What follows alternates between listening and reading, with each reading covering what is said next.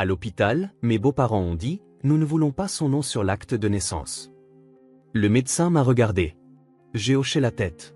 Puis il leur a tendu un document et a dit, ce n'est plus votre décision. Avant de commencer l'histoire, n'oubliez pas de laisser un like et de vous abonner à la chaîne pour voir plus d'histoires comme celle-ci. Quand le médecin a levé les yeux et demandé qui devait figurer comme mère sur l'acte de naissance, ma belle-mère n'a même pas hésité. Elle a jeté un coup d'œil à mon beau-père, puis a regardé fixement le médecin et a dit, nous ne voulons pas de son nom dessus. J'étais encore sur mon lit d'hôpital, épuisée et tremblante, mon fils nouveau-né emmailloté dans le berceau à côté de moi. Mon corps était faible, mais mon cœur s'est serré, écrasé par un poids terrible. Je me suis tournée vers mon mari, Nathan. Il n'a pas dit un mot. La pièce est devenue silencieuse, l'air s'est refroidi. Le médecin m'a regardé, attendant. J'ai juste hoché la tête, n'osant pas parler, non pas que j'étais d'accord, mais parce que je n'avais plus la force de me battre. Je pensais que c'en était fini, je pensais qu'ils avaient gagné. Puis, sans un mot, le médecin a pris le porte-bloc, l'a tendu à mes beaux-parents et a dit, en fait, ce n'est plus votre décision. Leurs visages se sont décomposés. À cet instant, tout a basculé, et j'ai su qu'ils n'essayaient pas seulement de contrôler la naissance, ils essayaient de m'effacer. Mais ce qui s'est passé ensuite a changé à jamais la façon dont je me voyais et dont je voyais toute ma famille. Je n'aurais jamais imaginé qu'accoucher ressemblerait à entrer dans une zone de guerre. Pas avec mon propre corps, pas dans un hôpital, et certainement pas avec les personnes qui étaient censées être ma famille. Je m'appelle Geia Morgan, j'ai 28 ans, je suis mariée à Nathan et je viens de donner naissance à notre premier enfant, un magnifique garçon prénommé Malachi. Mais avant de le tenir dans mes bras, avant de signer cet acte de naissance, mon identité ne tenait qu'à un fil. Nathan et moi nous sommes rencontrés il y a 3 ans. Il était charmant, calme, fiable. J'aimais sa façon d'écouter sans interrompre et son calme apparent, même dans les moments difficiles. Nous n'étions pas parfaits, nous sommes allés vite, peut-être trop vite. Mais quand j'ai découvert que j'étais enceinte l'année dernière, il n'y a eu aucune hésitation. Nous nous sommes mariés, et je pensais que nous allions tout régler ensemble. Ce que je n'avais pas prévu, c'est à quel point ses parents se battraient pour me tenir à l'écart. Hélène et Gérald Morgan ne m'ont jamais accepté, dès le premier jour. Je le sentais. Je ne venais pas du genre de famille qu'ils respectaient. Je n'avais pas le bon milieu, la bonne élocution, le bon diplôme. Je travaillais comme enseignante en maternelle et suivais des cours du soir en ligne. Je n'étais pas policée, je n'étais pas des leurs. Ils ne l'ont jamais dit ouvertement, mais le message était toujours clair, je n'étais pas assez bien pour leur fils. Les choses ont empiré après que nous avons emménagé chez eux. Nathan avait perdu son emploi lors d'un licenciement collectif, avec un bébé en route, nous avions besoin d'aide. J'ai accepté de rester chez ses parents jusqu'à ce que nous puissions nous remettre sur pied. Je pensais que je pouvais gérer ça. Je me disais que ce ne serait que pour quelques mois. Mais dès l'instant où nous avons franchi le seuil de leur maison, c'est comme si j'avais disparu. Hélène a tout pris en main. Elle a organisé notre baby shower sans me demander ce que je voulais.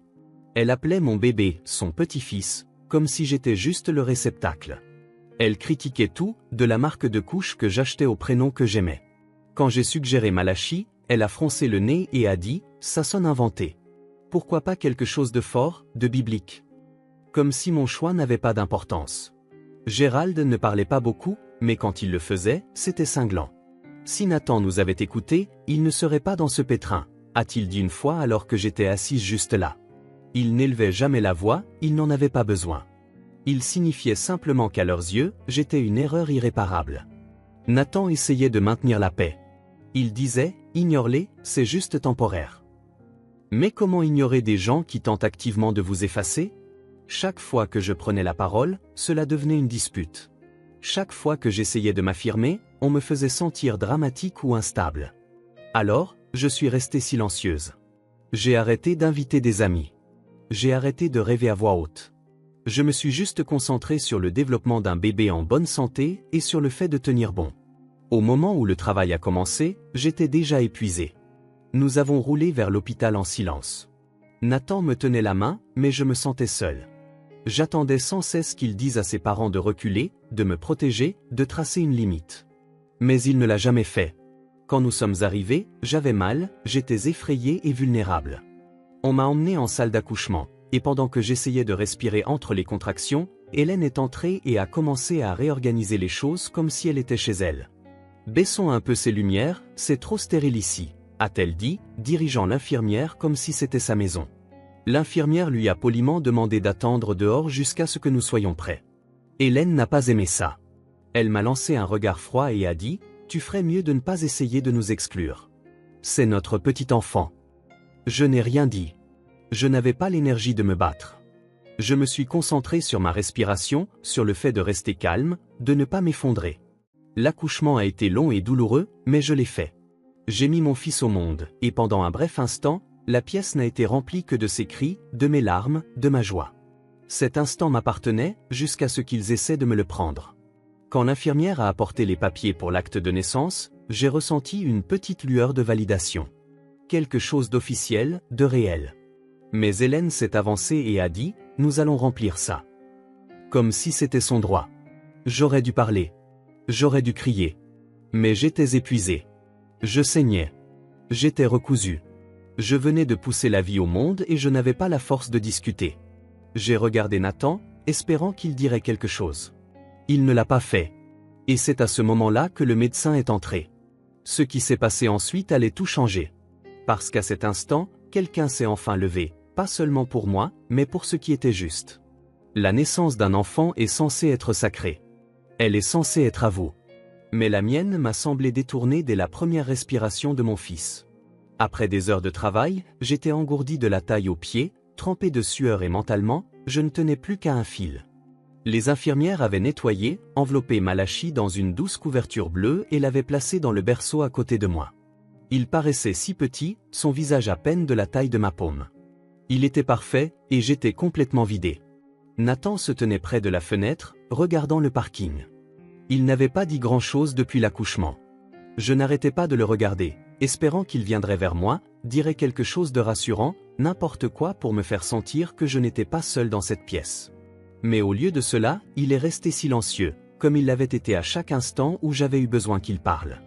Hélène et Gérald sont arrivés peu après la naissance du bébé. Ils n'étaient pas dans la salle d'accouchement, mais dès qu'ils y sont entrés, c'est comme s'ils s'étaient approprié l'espace. Hélène a marché droit vers le berceau et a commencé à roucouler devant Malachi. Regarde-le, il a le nez de Nathan. C'est définitivement un Morgan. Elle ne m'a même pas jeté un regard. Gérald se tenait près de la porte, les bras croisés. Il n'a rien dit au début, hochant juste lentement la tête comme s'il approuvait quelque chose qu'il avait construit.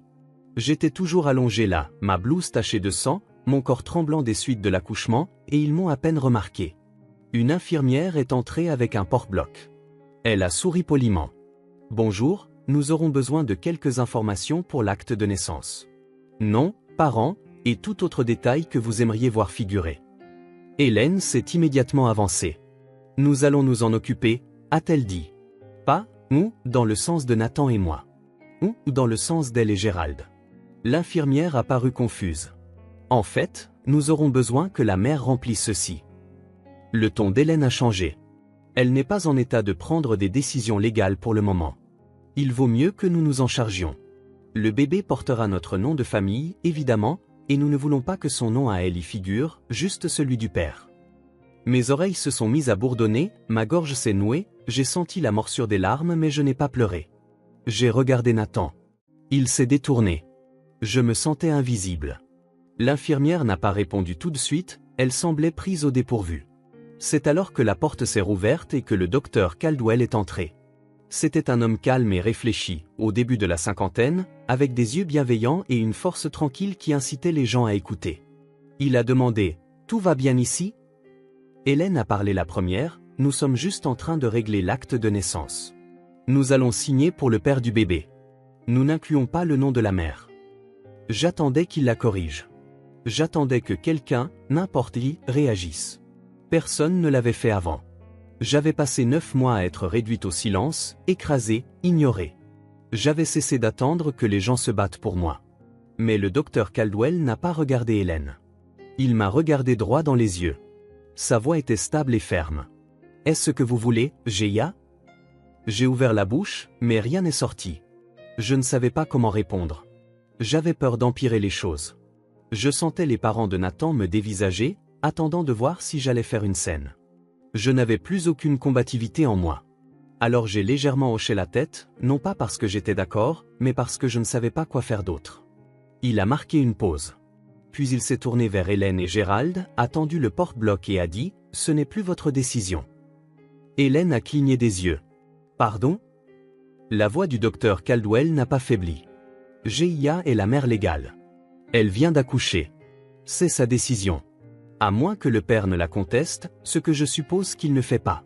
Son nom figurera sur l'acte de naissance. La voix de Gérald s'est fait entendre, basse et tranchante. Elle n'est pas stable. Il ne s'agit pas de droits légaux, il s'agit de ce qui est le mieux pour l'enfant. Le docteur Caldwell l'a ignoré. Il m'a tendu le stylo. GIA, vous pouvez écrire votre nom ici. J'ai pris le stylo. Ma main tremblait tellement que j'avais du mal à le tenir. Mon nom paraissait brouillon, l'encre avait un peu bavé, mais il était là, noir sur blanc. Le mien. Le visage d'Hélène s'est tordu. Vous faites une erreur. Je n'ai pas répondu.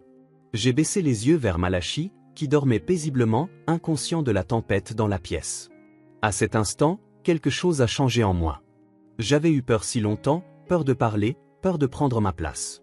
Mais maintenant, je tenais la preuve que je comptais, que j'étais sa mère, et que personne ne pouvait me l'enlever. C'est ce jour-là que j'ai arrêté de les laisser parler par-dessus moi. Le stylo était encore dans ma main quand le docteur Caldwell s'est écarté. La pièce était de nouveau silencieuse, pas d'un silence doux et paisible, mais du genre qui sonne comme un avertissement. Hélène se tenait les bras croisés, les lèvres si serrées qu'elles en étaient devenues pâles. Gérald arpentait lentement près de la fenêtre, feignant de rester calme, mais je voyais la colère dans sa mâchoire. Il fulminait. J'ai regardé Nathan. Il était toujours dans le coin de la pièce, presque comme s'il s'était fondu dans le papier peint.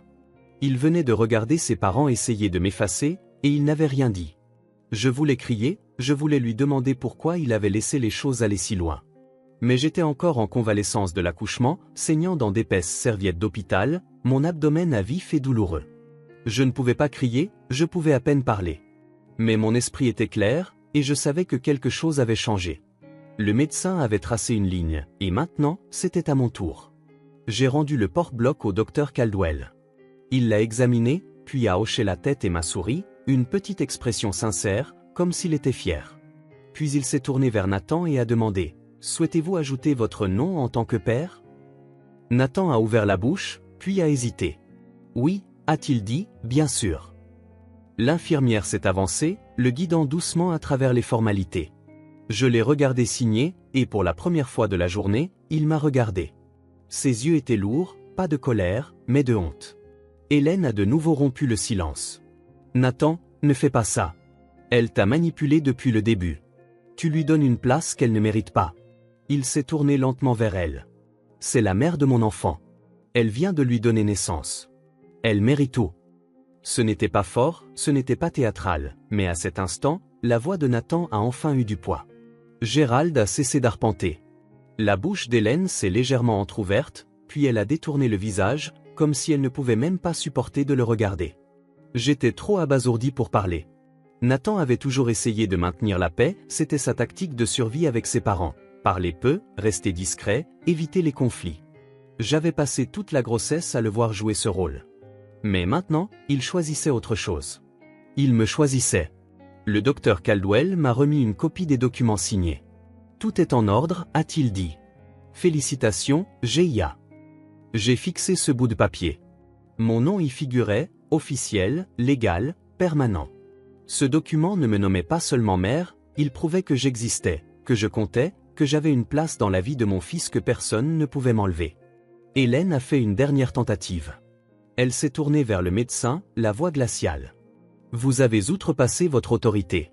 Nous parlerons au conseil d'administration de l'hôpital à ce sujet. Le docteur Caldwell n'a pas bronché. Faites donc. Je serais heureux d'expliquer pourquoi j'ai protégé les droits de ma patiente. Ce n'était pas une menace, c'était un fait. Il n'était pas décontenancé, il n'avait pas peur. Il restait simplement ferme sur ce qu'il savait être juste. Après cela, les beaux-parents sont partis. Pas d'au revoir, pas de reconnaissance, juste le silence suivi du bruit de la porte se refermant derrière eux. Je ne m'attendais pas à ressentir un soulagement aussi rapidement, mais dès qu'ils sont partis, c'est comme si l'air revenait dans mes poumons, comme si le poids sur ma poitrine s'était levé. Nathan s'est assis à côté de moi. Il a regardé Malachi, puis moi. Je suis désolé, a-t-il dit. J'aurais dû dire quelque chose plus tôt. J'ai hoché la tête. Je n'étais pas prête à lui pardonner, pas entièrement, mais j'ai entendu la vérité dans sa voix. J'ai vu la culpabilité dans ses yeux, et pour la première fois, j'ai cru qu'il voulait changer. Une infirmière est entrée discrètement avec un petit bracelet pour le bébé. Elle l'a enroulé autour de sa cheville et a confirmé le nom que j'avais choisi, Malachi Jess Morgan. Mon choix, mon fils. Elle a demandé, voulez-vous le tenir? J'ai hoché la tête et elle l'a placé doucement dans mes bras. Sa peau était chaude, sa respiration douce. Je l'ai regardé et j'ai murmuré, tu es à moi. Et à cet instant, je n'avais plus peur. Je n'étais plus invisible. Je n'étais plus petite. J'étais sa mère. Cet acte de naissance n'était pas juste un formulaire, c'était le premier chapitre d'une histoire que j'étais enfin prête à écrire. Mon nom y figurait, et ce nom y serait toujours, quoi qu'il arrive ensuite. Après la signature de l'acte de naissance et le départ fracassant d'Hélène et Gérald de la chambre d'hôpital, quelque chose a changé. Ce n'était pas seulement le silence qu'ils avaient laissé derrière eux, c'était l'absence de contrôle, le vide là où leur domination avait l'habitude de régner. Pour la première fois en 9 mois, j'ai senti que l'espace autour de moi m'appartenait réellement. Nathan est resté silencieux quelques minutes après leur départ. Il était assis sur la chaise à côté de mon lit, la tête baissée, les mains jointes entre ses genoux. Je le regardais, incertaine de ce qu'il allait dire. Une partie de moi se préparait encore à la déception, attendant toujours qu'il fasse marche arrière et essaie de maintenir la paix avec ses parents. Mais il ne l'a pas fait. J'aurais dû dire quelque chose il y a des mois, a-t-il finalement dit, les yeux toujours fixés au sol. Je pensais juste que si je ne résistais pas, ça maintiendrait la paix. Mais j'ai laissé les choses aller trop loin. Je t'ai laissé traverser tout ça seul. Je n'ai rien dit tout de suite.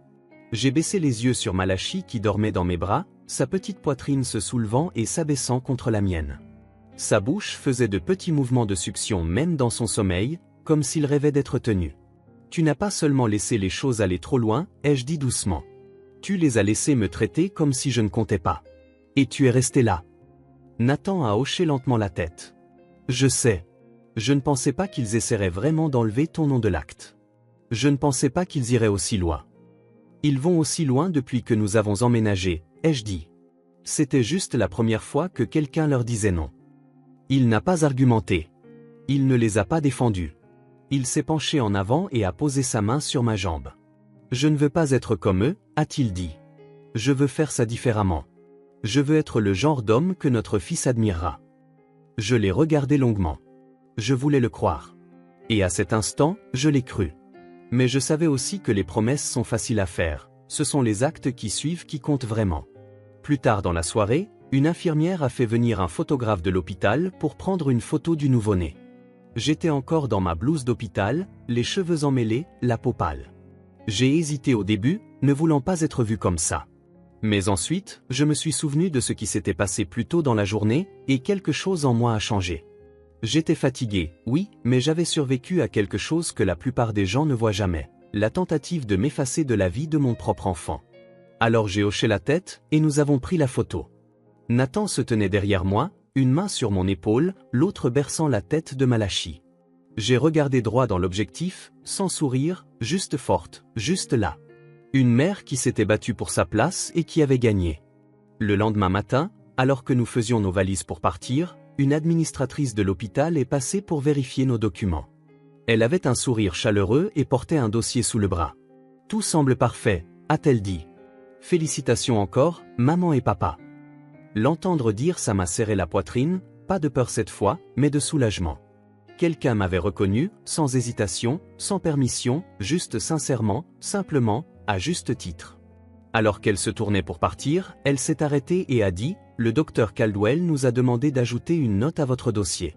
Il a dit, pour vous rappeler que si jamais vous avez de nouveaux besoins de quelqu'un pour défendre vos droits, vous pouvez toujours le demander. » Je ne m'y attendais pas.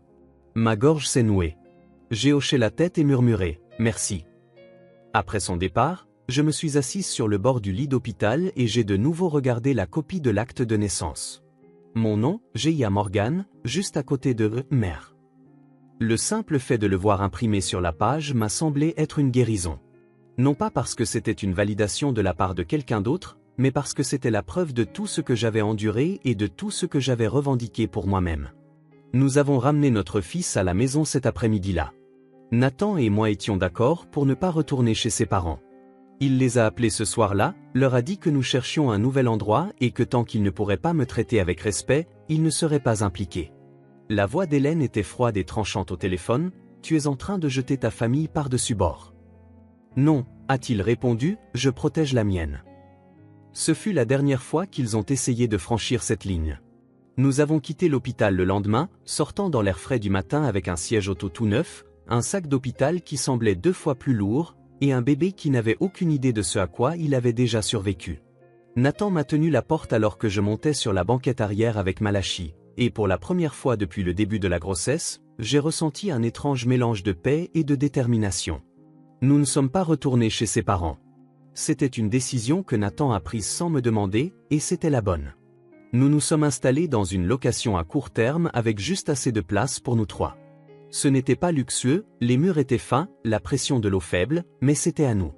C'était calme, et personne ne se tenait à la porte pour décider qui méritait d'être parent. Au cours de ces premières semaines, j'ai eu beaucoup de temps pour réfléchir. Je l'ai passé principalement éveillé, à nourrir Malachi, à essayer d'apprendre ses rythmes et à comprendre comment le calmer quand rien d'autre ne fonctionnait. Mais plus que cela, j'ai passé ce temps à récupérer les morceaux de moi-même que j'avais perdus. J'étais entré dans la maternité effrayé, incertaine et entouré de gens qui croyaient que je n'avais pas ma place. Mais j'étais sorti de cet hôpital plus forte que je ne l'avais jamais été.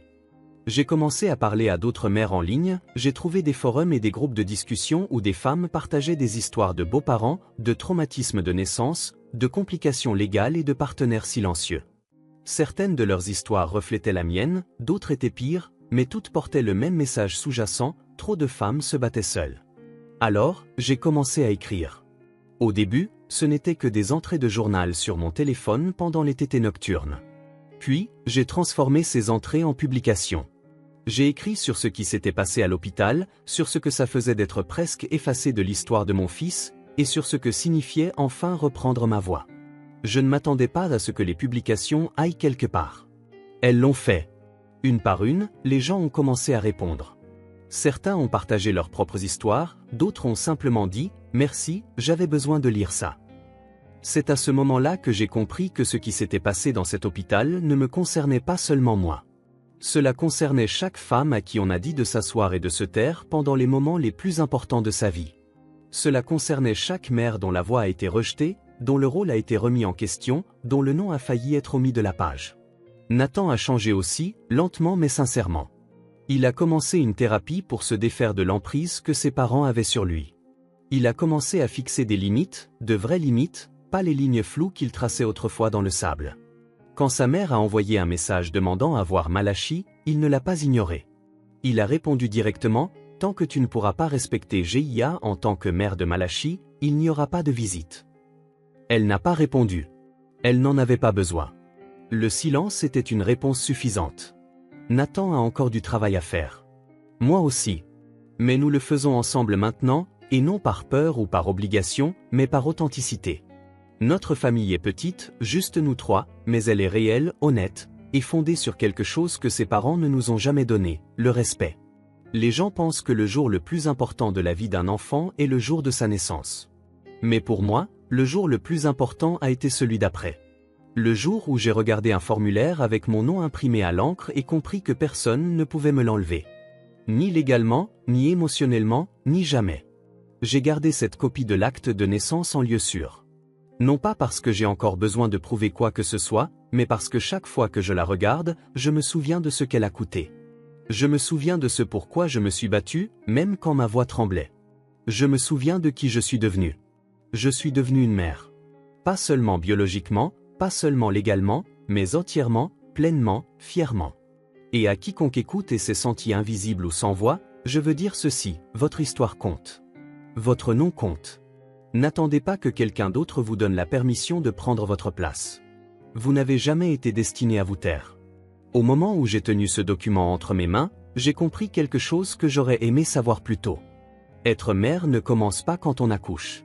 Cela commence quand on choisit de se battre pour son enfant, pour soi-même et pour l'avenir auquel on refuse de renoncer. C'est le jour où j'ai cessé de les laisser écrire l'histoire, c'est le jour où j'ai commencé à écrire la mienne. Si cette histoire vous a touché, si elle vous a fait réfléchir à la famille, à la maternité ou au fait de trouver votre voix quand le monde essaie de vous réduire au silence, alors ne la laissez pas s'arrêter ici. Aimez cette vidéo si elle a résonné en vous. Partagez-la avec quelqu'un qui pourrait avoir besoin de l'entendre.